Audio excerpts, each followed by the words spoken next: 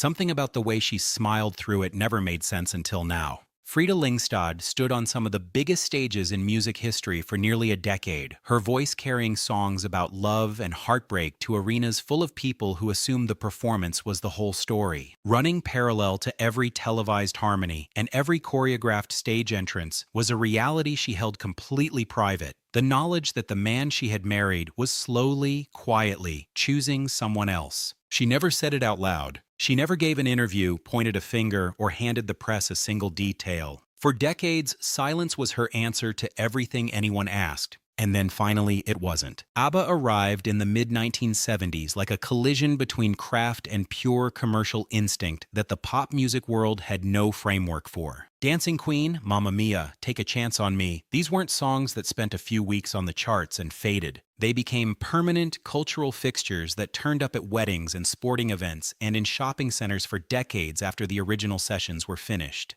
The group had conquered Eurovision and transformed that victory into a career spanning continents and generations, something no Scandinavian act had come close to achieving before them. What made ABBA different from the competition wasn't only the melodies or the immaculate studio sound. It was the story behind it all. Two real couples, Frida and Benny, Agnetha and Björn, performing songs about devotion and heartbreak while actually living versions of those same narratives backstage, offstage, and in hotel rooms between tour dates. Fans from Stockholm to Sydney didn't just buy the albums. They invested in the idea that what they were hearing was real. Frida, born in Norway and raised in Sweden, brought something to that idea the other members couldn't replicate. Her voice had a gravity built from experience rather than training alone, balancing Agnetha's clearer sound in a way that gave the group its emotional range. Benny Andersson was the quieter of the two men, less likely to generate headlines, but his contribution ran deeper than his public profile suggested. He was the musical engine of the group, the composer who heard things no one else heard and then turned those sounds into chord progressions and arrangements that ended up on records selling in the millions.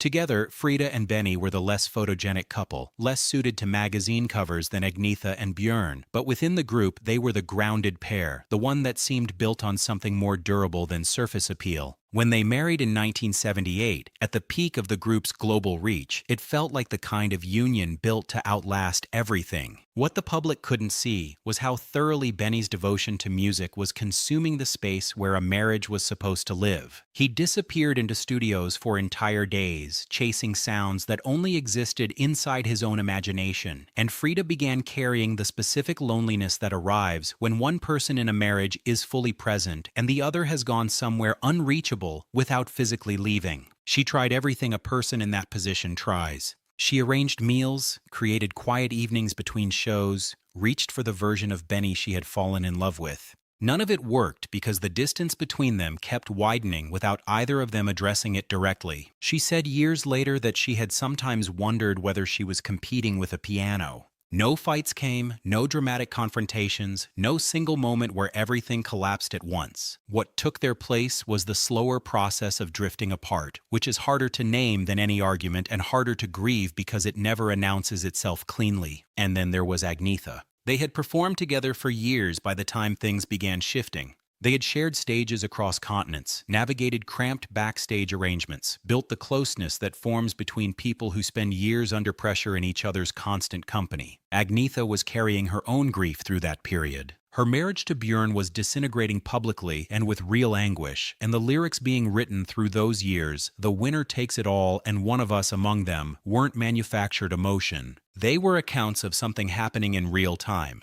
Benny noticed Agnetha's pain in the way people sometimes notice pain in someone they begin to feel more than professional concern for, and he started spending more time near her. The early explanations held up. They were working. Benny and Björn always had something in progress. If Agnetha was nearby, it was simply convenient. Frida told herself exactly that version of events, right up until the explanations stopped holding against what she was actually observing. The signs were small enough to dismiss individually and impossible to dismiss collectively. Benny's voice shifted when he addressed Agnetha, softening in a way it had stopped softening when he spoke to Frida. He stayed near her dressing room longer than the situation required. He laughed with her in a way that communicated genuine presence rather than the distracted half-attention Frida had grown accustomed to receiving. Backstage, where no one is ever fully unobserved, Frida noticed the crew treating her with a careful delicacy that told her they had already understood something she was still trying to argue herself out of. One night on tour, the group arrived at a hotel late after a long flight, and Benny showed up after everyone else had checked in. Frida recognized Agnetha's perfume on his coat without needing to search for it. She said nothing. He offered nothing. The following evening, they stood together under the stage lights and sang about fidelity and love to an audience that had no reason to suspect anything else. Living inside that gap between performance and reality was the experience Frida endured through the final years of both her marriage and the group's active life. Every night the lights came up and four people who had stopped being what they once were to each other became, for the duration of the show, exactly what millions of fans needed them to be. Frida maintained that performance with something that looked from any distance like confidence and joy. Up close, to those paying real attention, it read as sustained and deliberate exhaustion, the expression of someone who has been carrying something heavy for a long time and has decided not to put it down until the moment is right. She reflected years afterward that she had never felt more alone than during that period, performing to enormous crowds every night. That particular loneliness, the kind that lives inside visibility and applause, resists description. She found no words for it then and chose not to search for any later. When 1981 arrived, the divorce came in the form of a brief public statement that said almost nothing and communicated everything.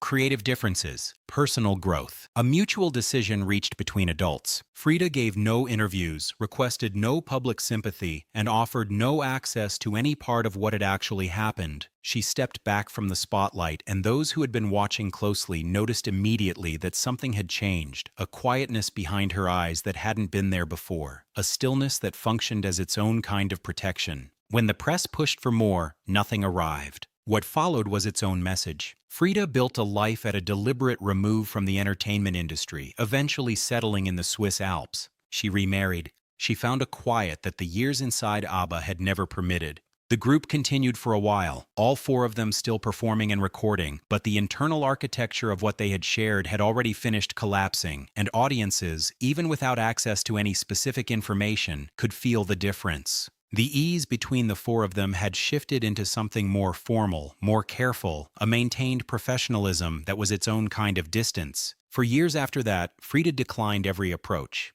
Documentaries were made without her full cooperation. Reunion speculation moved through the music press in cycles. The ABBA catalog kept finding new listeners through stage productions and films built around the songs, and still her silence continued, present in the story as its own specific shape, defined entirely by what it refused to contain. Those who had followed her from the beginning understood that this wasn't passive silence. It was a sustained and active decision, held firm across decades, and the discipline of it said something about what the experience had genuinely cost her. The answer came during a quiet interview that received less attention than it deserved. The interviewer asked a simple question: what was the hardest part of being an ABBA? Frida paused, looked down, and answered without any softening, pretending to be happy when she wasn't. No names attached, no accusations delivered, just the direct acknowledgement that the face she had maintained for the public during those years was not the face she wore in private. Then she added something else. Quietly and without elaboration, she had always known something wasn't right. Always. Fans who had spent decades speculating about Benny and Agnetha received their answer in those two words. Not dramatic, not specific, but entirely clear. She had known throughout. The silence had been a choice, not an absence of knowledge. She didn't hate anyone, she continued. She had forgiven Benny, though from a distance rather than in any conversation that ever actually took place between them.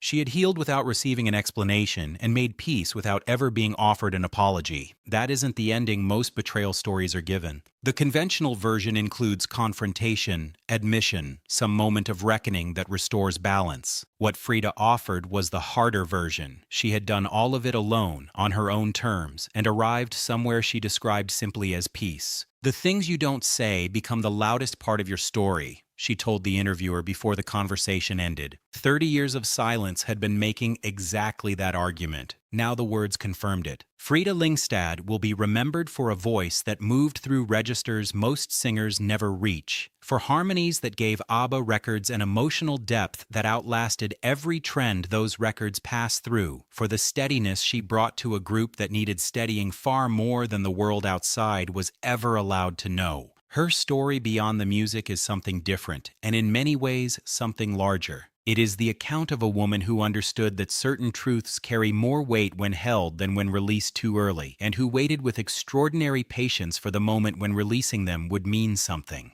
Surviving something with your dignity intact and your bitterness left behind is its own form of response. She delivered it, finally, on her own timeline, in her own words, and in doing so gave fans not the bombshell they had been expecting, but something far more durable, the truth of what it had actually cost, and the grace with which she had chosen to carry it.